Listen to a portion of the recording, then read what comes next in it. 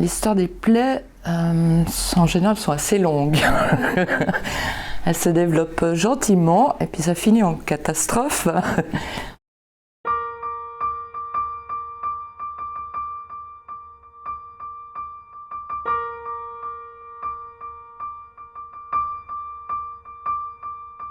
Alors, je m'appelle Aldo Jamoli, je suis né en 1929, je m'approche donc des 90 ans et j'étais directeur d'une compagnie d'assurance. Alors, je m'appelle Sarah, j'ai 42 ans, pardon. Je travaille en tant qu'infirmière à Genève.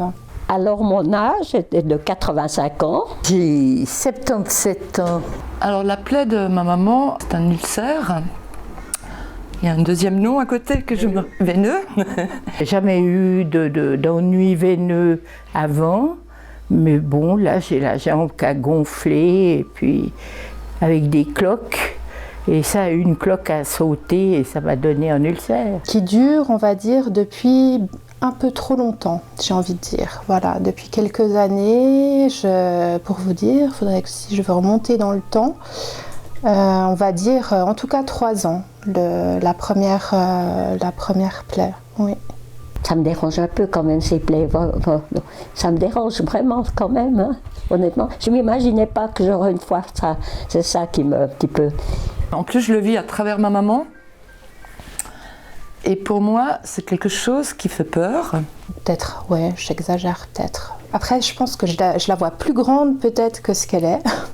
J'ai d'abord été chez le médecin, j'ai été soignée longtemps au groupe médical du Grand Nancy, qui m'ont envoyé chez vous après. C'est eux qui m'ont envoyé chez vous. Et donc j'ai comme ils appellent ça un placard un peu violacé, c'est une cicatrice, on va dire, qui n'est pas très esthétique. Alors la métaphore, ça pourrait correspondre à un cratère qui sointe et qui provoque un peu d'inflammation autour. C'est quelque chose que j'aime, qui devrait pas être sur mon corps. Ça a toujours démarré, la première fois, c'était un bouton de moustique, tout simplement. Elle s'est grattée et puis ça a dégénéré complètement. Et elle a été mal conseillée par son médecin. Et c'est à ce moment-là que je me suis adressé aux infirmières spécialistes. Surtout ça qui est difficile, je dirais, c'est le nombre d'interventions et puis l'espoir en fait que j'avais à chaque fois que ça cicatrise. Je suis quand même pas simplement restreinte maintenant, hein. Bon, il y a aussi une question d'âge, je pense aussi, hein. Que l'âge est aussi pour quelque chose, hein, quand même, hein. Mais quand même, je me sens quand même un peu handicapée, hein. Donc je dirais que c'est plus un problème où j'ai eu des espoirs et puis maintenant, quelque part, j'en ai plus trop. Alors c'est un petit peu difficile là, en ce moment. C'est justement cette chose qui prend une ampleur énorme et on ne sait pas où ça va s'arrêter. Et il y a toujours cette menace d'amputation. Quand on écoute aussi les choses qui se passent autour, forcément, sans en prendre compte.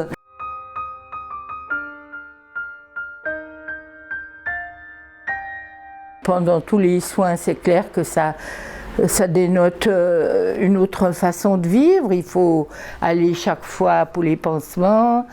On ne peut pas prendre de douche. Bien sûr qu'on doit laisser ce qu'on fait pour faire ça, mais c'est pas grave parce que c'est pour elle.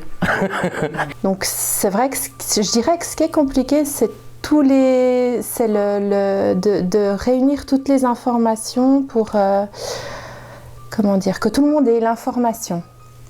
Et moi, c'est vrai que des fois, parce que là, je parle même pas en tant qu'infirmière, là, je suis patiente.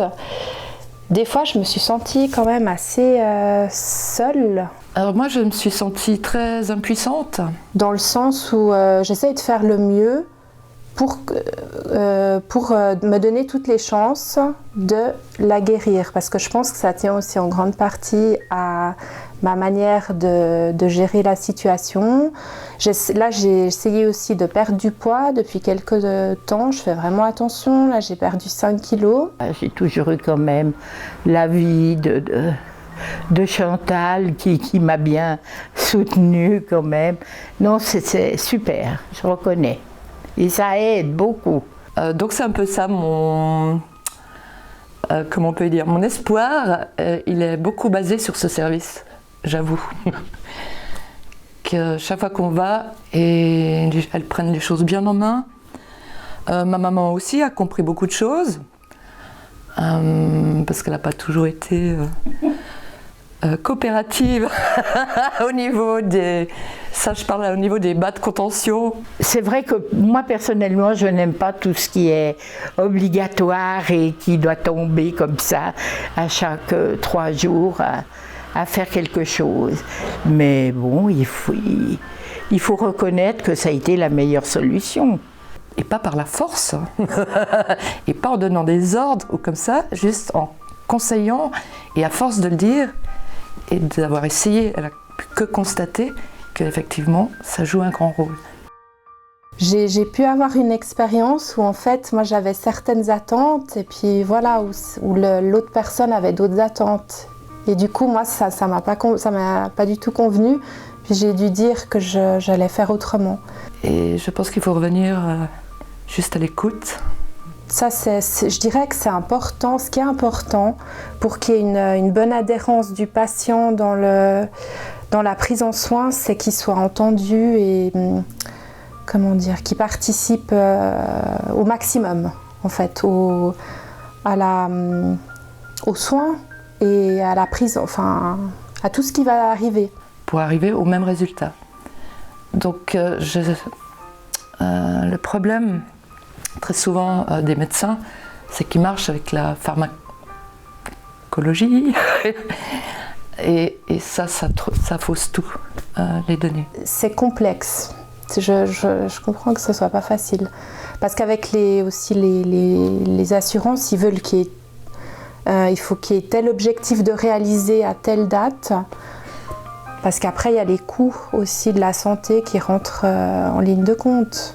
Donc, moi, c'est vrai que c'est aussi une des raisons pourquoi, après, j'ai dit je préfère faire moi les soins pour aussi pas avoir des coûts non plus trop exorbitants. Il y a ce côté business qui tue tout, mais ça, c'est pas que dans la médecine, c'est le problème planétaire actuel.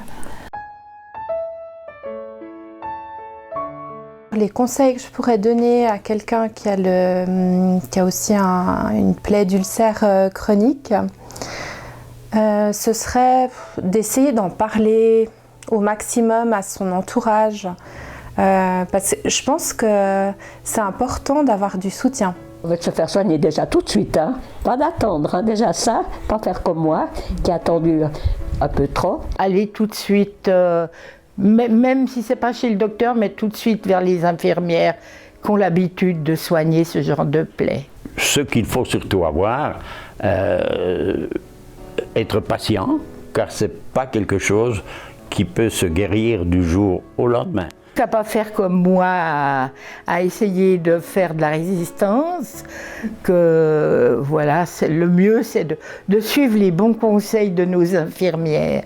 Les infirmières spécialistes, et ce n'est pas pour rien qu'on les appelle comme cela, car elles ont vraiment une qualité particulière dans le sens de soigner les plaies. Les soins c'est une chose, mais l'entente dans l'équipe c'en est aussi une autre. Je pense que si on ne s'entend pas avec son médecin ni ses infirmières, il faut changer. Voilà, tiens, je crois que j'ai trouvé.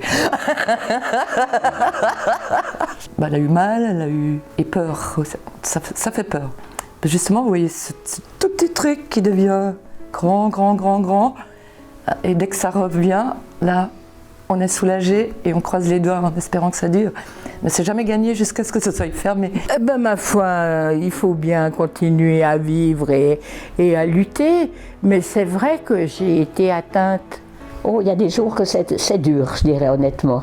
Alors, des jours, je me dis, oh là là, c'est pas possible, j'ai plus le moral. Et puis après, je me dis, non, ça sert à rien, il faut de se laisser abattre, il faut remonter, quoi, il faut remonter le moral. Et puis... Je suis de caractère jovial et ce n'est pas une maladie qui m'a fait souffrir.